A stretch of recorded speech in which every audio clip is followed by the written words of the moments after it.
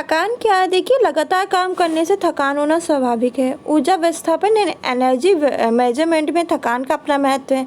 थकान अनुभव करना जितना आसान है उतना ही कठिन कार्य है। इसे परिभाषित करना, कुछ घरेलू क्रियाओं के संपादन में अधिक थकान उत्पन्न होती है। कुछ घरेलू क्रियाकलाप हैं, उन्हें करने से क्या होगी? थकान, हमारे शरीर में थकावट होगी। कुछ क्रियाएं बिना थके ही संपन्न हो जाती हैं। वे कार्य जिसमें व्यक्ति की रुचि होती है, जिन्हें करने की आदत होती है, उसमें थकान कम होती है। बिल्कुल सही बात। और जो नीरस और बोरियत भरा काम होता है, उन कामों में जल्दी थकान होती है। कुछ कार्य ऐसे भी होते हैं जिन्हें करने में शक्ति तो कम व्यय होती है, मगर आसन संबंधी प्रभाव, मांसपेशी तनाव, एकाग्रता, मानसिक तनाव आदि के कारण से अधिक थकान हो जाती है। थकान कितने प्रकार की होती है? देखिए, थकान के कारण क्या है? दो कारण। एक बाह्य कारण यानी शोर, भीड़ भाड़, शुद्ध वायु, अनुप्रकाश क्षेत्र, अपूर्ण प्रकाश, अत्यधिक उत्तेजना, बहुत जल्दी उत्तेजित होना, क्रोधित होना, अत्यधिक कार्यभार। दूसरा है आपका आंतरिक कारण, जैसे पेट में दर्द है तो आप बार बार पॉटी जा रहे हो तो आपको थकान आ रही है। रोगग्रस्त है, कमजोरी है, रक्त अल्पता है, शरीर में दर्द है, मांसपेशियों में ऐंठन है, वक्र रोग है, उच्च रक्तचाप है, अल्प रक्तचाप है, मधुमेह है, तो इसके कारण थकान होती है। ज्ञान, रुचि, कौशल, अनुभव आदि की कमी के कारण थकान होती है। देखिए, थकान दो प्रकार की होती है, एक शारीरिक थकान, दूसरी मनोवैज्ञानिक थकान। शारीरिक थकान क्या होती है? लगातार घरेलू क्रियाओं को करने से हम घर की लगातार घरेलू कार्य करें, धीरे धीरे शारीरिक शक्ति हमारी कम हो रही, बार बार लगातार लगे पड़े हैं काम करने में, जिससे हमारी जो शरीर की शक्ति वो कम होने लगती है और व्यक्ति की कार्य क्षमता घटने लगती है। शारीरिक थकान वह शारीरिक स्थिति है जो पूर्व में किए गए कार्यों के कारण वर्तमान काम करने की क्षमता को कम कर देता है। यानी हम अगर दिन भर कुछ, देखिए, सुबह से हम छोटे पुटे काम कर रहे हैं, देखने में तो छोटे पुटे काम है, पर थोड़ा थोड़ा करके हमारे शरीर की जितनी एनर्जी वो काम ले लेता है और हमें थकान दे देता है। काम करने में शरीर की पेशियाँ काम आती हैं।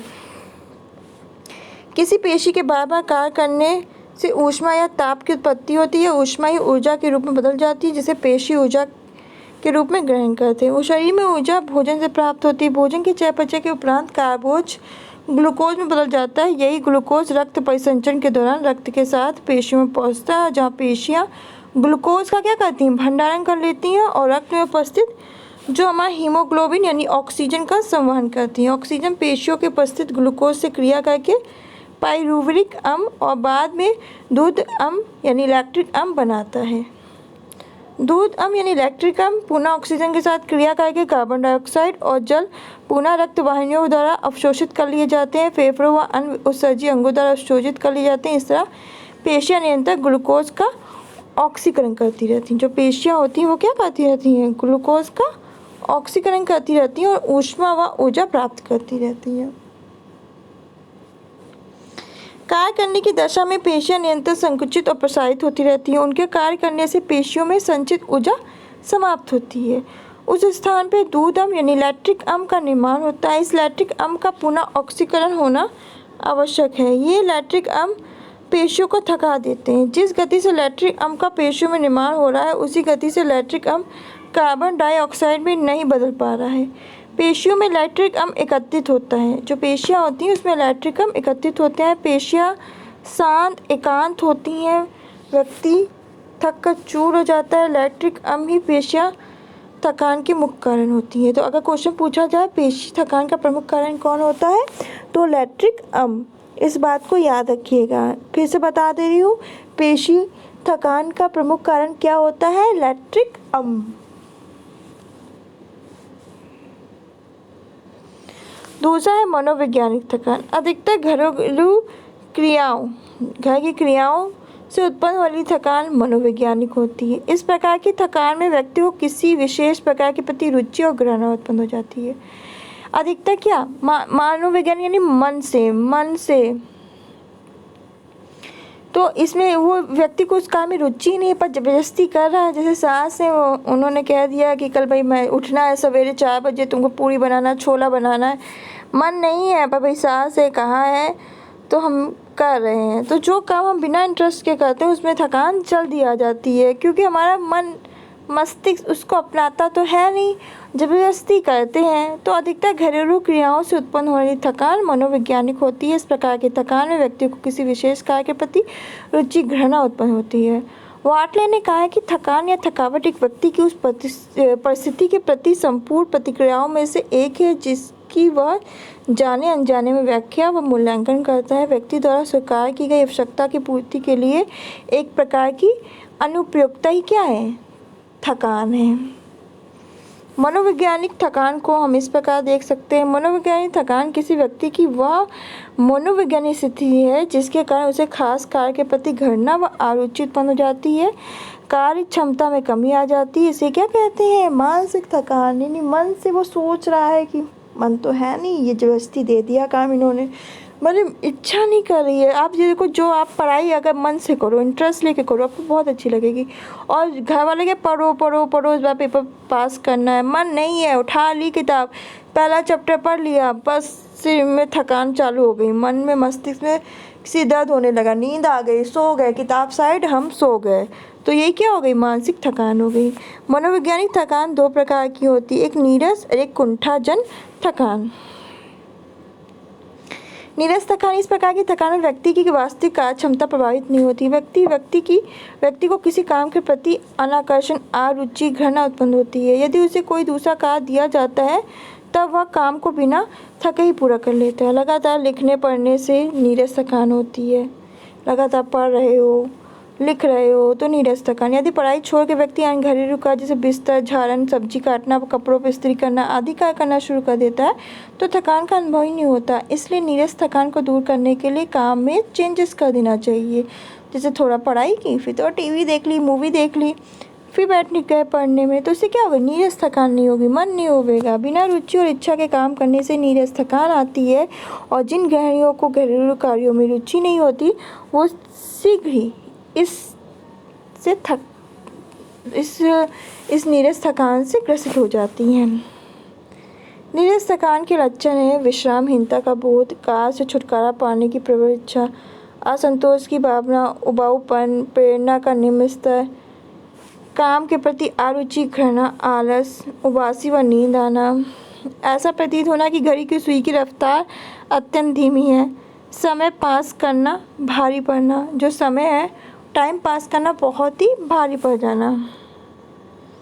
दूसरा कुंठाजन थकान। देखिए, कुंठाजन थकान है वो मानसिक थकान है जिसके लिए केवल एक नहीं बल्कि कई परिस्थितियां सामूहिक रूप से जिम्मेदार होती हैं। एक नहीं, कई परिस्थितियां। इस प्रकार की थकान तब उत्पन्न होती है जब व्यक्ति योजना अनुसार कार्य नहीं कर सकता, जैसी प्लानिंग की है वैसा कार्य नहीं कर पाता। लक्ष्य की प्राप्ति के बारे में उसे बार बार असफलता हाथ लगती है। यानी लक्ष्य पाना उसके लिए बार बार असफलता लगती है हाथ। लक्ष्य की प्राप्ति ना होने के कारण व्यक्ति निराश, उदास, दुखी, कुंठित हो जाता है और इसी का परिणाम होता है क्या? कुंठाजन। जैसे आप पेपर दे रहे हो फिर फेल हो गए, पेपर दे रहे हो फिर फेल हो गए, फिर 2 नंबर से फेल हो गए। तो आप चाहते हो नौकरी, तैयारी भी कर रहे हो, पर क्या है कि हमें डीमोटिवेट हो जाते हैं, मतलब हम फ्रस्ट्रेट हो जाते हैं कि यार इतनी मेहनत की, इतनी पढ़ाई की, फिर हमारा आज फिर नहीं हुआ, इस बार फिर नहीं हुआ, फिर घर वाले भी ताने देने लगते हैं और इंसान फ्रस्ट्रेट हो जाता है, किसी से अपनी बात नहीं कह पाता। इसे क्या कहते हैं? कुंठाजन थकान।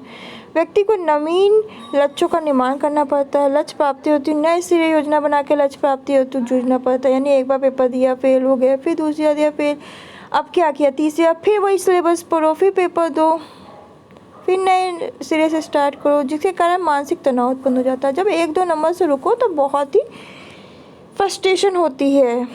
कुंठाजन थकान के क्या कारण है? कार्य करने की सफल विधि का ज्ञान न होना, अनुभव की कमी, बार बार लक्ष्य प्राप्ति में असफलता, कार्य की अनिश्चितता, भ्रमित करने वाली स्थिति, पारिवारिक विवाद, लड़ाई झगड़े, परिवार के सदस्यों द्वारा काम नहीं करना, असहयोग की भावना, कार्य के प्रति उत्साह में कमी, कार्य संपन्न करने में अधिक समय लगना,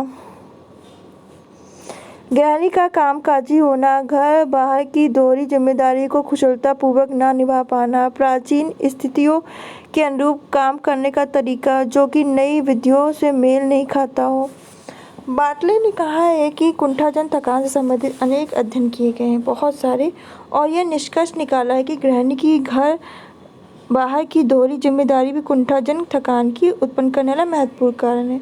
जब गृहिणी को सीमित समय में घर के उत्तरदायित्व के साथ साथ कार्यस्थल के कार्यों को निपटाना पड़ता है तो कई लक्ष्यों की प्राप्ति नहीं हो पाती, जिससे जो उसके लक्ष्य अधूरे रह जाते हैं, जिससे कारण क्या हो जाती है, कुंठा उत्पन्न हो जाती है। थकान के लक्षण क्या है? व्यक्ति सुस्त होता है, आलसी, शिथिल हो जाता है, उबासी, नींद, जमाई आना, कार्य क्षमता की कमी होना, कार्य करने में अधिक समय लगना, बार बार गलतियां होना, एकाग्रता में कमी, काम बिल्कुल नहीं करने की इच्छा, पलक झपकती रहना। थकान दूर करने के उपाय क्या है? देखिए, विश्राम कीजिए, मोटिवेट रहिए, रोज़ मोटिवेशनल वीडियो सुनिए, जो नेगेटिव बातें करते हैं उनसे दूर करिए। देखिए, ये क्या है? ये तो आपके लिए चैप्टर है, पर आप पेपर की तैयारी कर रहे हो तो आपके लिए कुछ ये बता रहे पॉइंट कि आपको ये सब करना है। कार्य में परिवर्तन, चेंज करिए वर्क को, देखिए क्या कमी है। उचित शारीरिक स्थिति व मुद्रा, एकदम सही स्थिति और मुद्रा में बैठ के पढ़ाई करें। कार्य के प्रति रुचि जागृत करना, कार्य के प्रति आप इंटरेस्ट जागृत करो। कार्य कौशल विकसित करना, डेवलप करो स्किल। अगर आपको होम मैनेजमेंट पसंद है तो उसको आप और अच्छे से पढ़ो। समय शक्ति बचत के उपकरण का उपयोग करना, जिससे हमारा अधिक समय भी बचे और शक्ति भी बचे और हमें थकान ना हो।